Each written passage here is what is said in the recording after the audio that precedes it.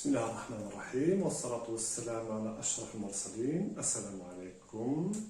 Bonjour mes chers étudiants. Je me permets dans cette vidéo de vous parler du deuxième chapitre qui s'intéresse à la traction et la compression. Tout d'abord, une définition.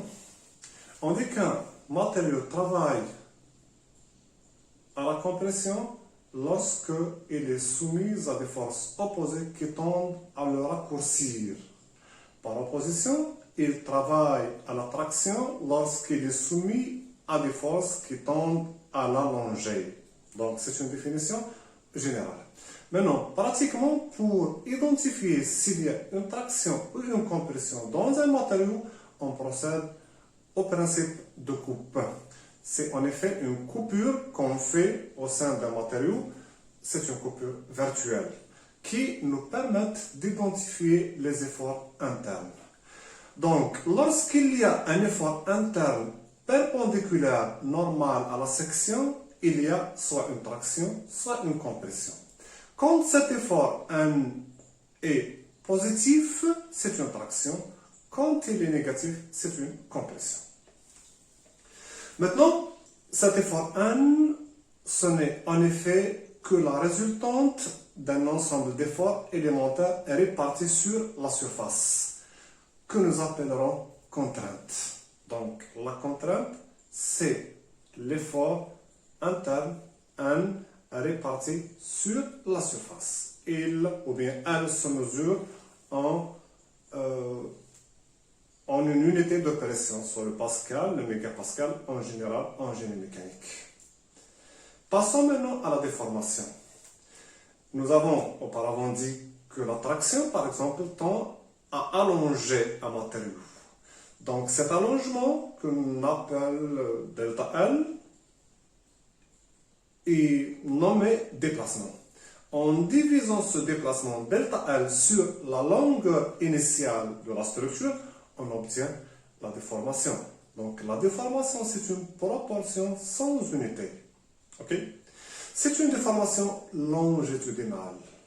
En parallèle, en allongeant un matériau, sa section diminue.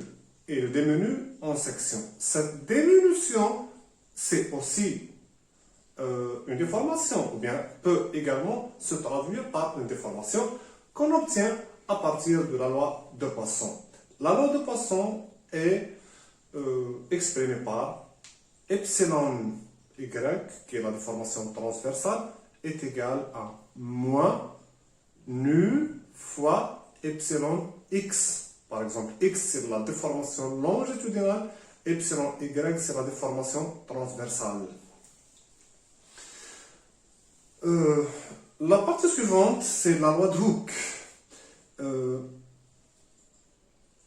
L'expérience ou bien les essais de traction et de compression montrent qu'il y a une relation entre la contrainte et la déformation. Cette relation est linéaire, c'est-à-dire on peut l'exprimer par sigma, la contrainte est égale à une constante A, par exemple, fois epsilon. Donc A, c'est la pente.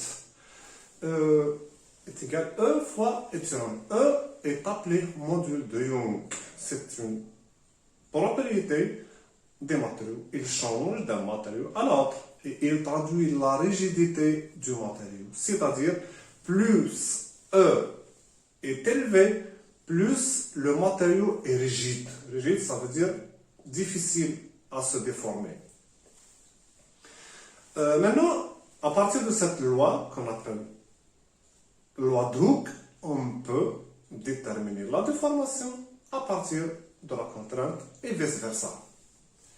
Le dernier point, c'est le critère de résistance. Pour savoir si une structure résiste face aux sollicitations externes, il y a un critère. Il faut que la contrainte maximale générée dans cette structure ne doit pas dépasser une certaine limite, appelée limite élastique. La limite élastique, c'est une contrainte à partir de laquelle la déformation n'est plus réversible, elle est permanente. Donc, on peut exprimer ce critère qu'on appelle le critère de résistance par sigma, qui est la contrainte, doit être inférieure ou égale à la limite élastique, qui est sigma 1. Maintenant, pratiquement, théoriquement, c'est ça. Mais pratiquement, il y a parfois d'autres conditions. Il y a des défauts au sein des matériaux. Il y a parfois une élévation de la température, de l'humidité. Donc, pour s'assurer encore plus de la résistance de la structure, on utilise un coefficient qu'on appelle le coefficient de sécurité. C'est-à-dire pour donner plus de sécurité à la structure.